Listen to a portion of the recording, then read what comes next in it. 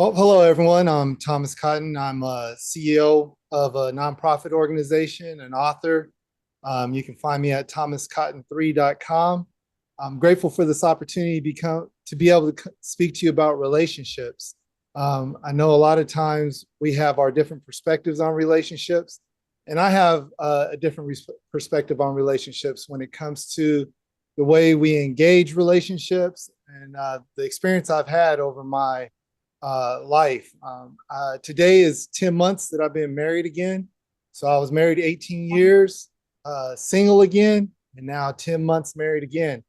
Me and my wife have been together now for almost 3 years. And there's a lot of things that we learn through that journey and through my journey. I look back at the first time where I was thinking about getting married and the idea of getting married and all the hopes and joys and there's so many things from a male's perspective that we hear. A lot of times we hear that, it's the man's fault about this or that. And I kind of felt that because early on, before I even got married, there was a lot of things I needed to work on in myself. And I always thought that if I can work on myself and I can get myself together, then that's enough. That's going to be enough for whatever relationship I get into. And as long as I get myself right. And so the topic that I'm talking from today, part of it is knowing what you want. The second part of it is knowing what you want and then getting over yourself.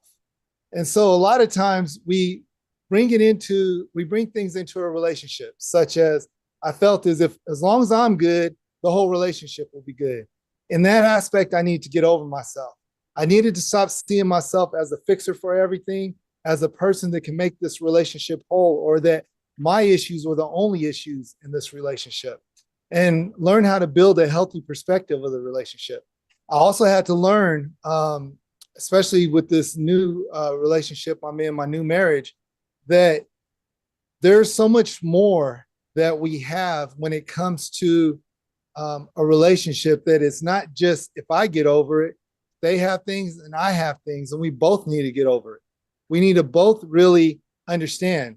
See, a lot of times we get out of touch with our feelings, but fully in touch with our fears. And what that means is we've been through relationships before and we've gotten hurt before. We felt certain things. And so we start backing off. We start coming up with different other things, putting up walls, and we start challenging everybody else. And we forget that there's a part of us that needs to be healthy and whole also. And so getting out of touch with your feelings, but fully in touch with your fears can be the very thing that jeopardizes any relationship that you want moving forward. And it's important for us to really think about that. So when we think about expressing feelings in a relationship, are we actually expressing feelings or are we expressing fears? And so one of the things I want to say is that through this conversation or what I'm sharing today, I'm not asking you to compromise whether you're going to be married or going to be single. I'm not saying one is better than the other, but I want you to think back to when you were a kid and when you had this hope and dream of relationship and what is a relationship, and you blindly ran into these relationships with the hope and the dreams of this is going to be great. I'm going to love relationship, and then all of a sudden it didn't work out the way you wanted to, and you started feeling down or depressed or afraid of relationships because that didn't feel good. That hurts. I didn't like being at a phone booth in freezing cold weather, calling someone, talking about, why are you doing this to me? That wasn't good, but it happened. And so the truth is, when we think about the desire we had for a relationship, we had a desire, not a vision. And a lot of times that's what happens when we come into relationships or singleness now. We have desires, but no vision with it. And so when we start to understand what we want, the importance of that is just self-reflection. It's important to self-reflect and identify personal needs and desires that you have for a relationship. When you can truly identify the desires and needs that you have, then you're comfortable where you're at. I went from one relationship and I knew that I was going to get married again. Why? Because through self-reflection and personal needs, I didn't want to be single. I didn't want to be out there trying to meet 50,000 different other people.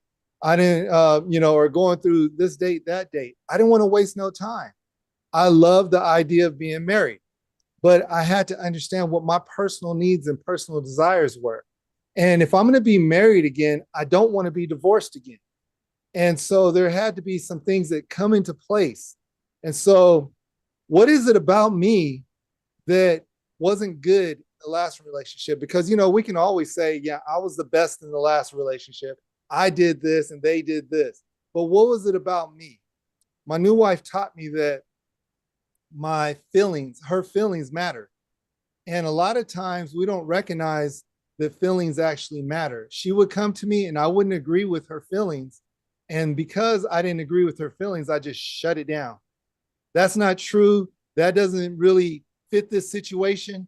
But the reality is, what I needed to do was understand that even if I don't agree with her feelings are still valid. She still has a way that she feels. And so I had to get over myself and stop thinking that I knew all truth. And the reality was, the way she felt is the way she feels.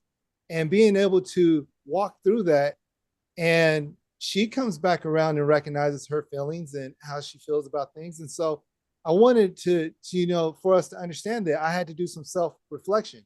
I also had to set clear intentions that I'm not going to walk into a marriage with some things that may disrupt our marriage down the line. See, one of the clear intentions that I had was, hey, you remember back when we were teenagers and we wanted to walk into a relationship and just have the best relationship ever and not have to think about anybody else or any hurts or pains that we had in the past? Well, that's what I want us to get back to. And let's work on figuring that how to get back to that, to the foundation of why we started in relationships in the first place. And so we had to get over ourselves and a lot of the different hurts and pains we've been through all our years, the hardships when people caused us harm and the harm we caused others. We had to get past that and set clear intentions. And then we had to understand what needs and wants. Because a lot of times what happens with needs and wants is ego and pride get wrapped up in those. And so if we're going to get to a point where ego and pride does not get wrapped up into our the wants and the needs that we have to understand something from the beginning. Expectations can start stuff before the stuff even happens. Expectation can start stuff before the stuff even happens. If your needs and wants come to a point of expectation, and this is the list of the type of person I want, and I need this and this, this and that. Now you set expectations. So the moment your expectation doesn't get met, you start to look at that person as the enemy and not the person who's here to protect you. And so a lot of times we have to begin to understand the expectations start stuff even before it starts. And so when we let go of unrealistic expectations and we understand how it can damage the relationship, we understand the importance of flexibility and adaptability. And so flexibility and adaptability means I honor this person as an adult, as a person who has feelings, thoughts, dreams, wonders, everything. How can I support you in that? And in turn, I find somebody because I need that type of support also. I need you to be for me because I know what I'm going to bring to the table. And as I'm bringing it to the table, I want you to bring the same energy. And so we have this both flexibility and adaptability. And then we have techniques to manage disappointments and adjusting expectations. And the simplicity of that is just allowing the other person to feel. Let them feel for a moment. Doesn't mean what's happening in that moment is absolutely 100% true about the relationship. It is not a knock on the relationship. It's just, I have a feel for this moment and this is how I'm feeling. Let's, I'll get through this and together we get through this. And so it's important. So in closing, I want us to understand that continuous personal growth is important. Self-improving, improving the relationship, giving time to the relationship, giving honor to the relationship, going back to the foundation of knowing this is what I wanted, this is what I need, and this is going to be the best thing ever. In this new season of my life, I'm having the best time ever in this relationship, and I didn't know this was even possible. But what I did know what was possible is in order to have this, I need to be vulnerable. I need to give of myself, and I need to see if that person can honor it. And she has, and I have, and we have something that's very meaningful and growing. Thank you for allowing me to share, and hope you enjoy the rest of the time. Thank you so much, Thomas. There were so many golden nuggets in there, but one thing that drew me to what you said was set clear intentions and let your desires go with your vision as well. So thank you so much for sharing. Has anybody got anything to contribute to what? Oh, Alicia, you have. Okay, feel Just free want to to say share, thank you, please. Thomas. That was a great speech, and I like how you talked about feelings and being able to address our feelings one with another, with our significant other. That's important. Thank you, Alicia, for that contribution. Has anybody else got anything to add before we move on to the next speaker? Oh, Margaret, yeah, feel free to share. I just want to say thank you so much, Thomas. And I want to say thank you to all the men that we have, and they have actually come and share with such honesty and such power. Thank you so much. It's really lovely to have that mix to do with the relationship. Thank you, Thomas. Really appreciate you. Thank you. And all of you speakers, thank you. Thank you, Thomas. We'll be moving on. Oh, Heshi, do you want to say something?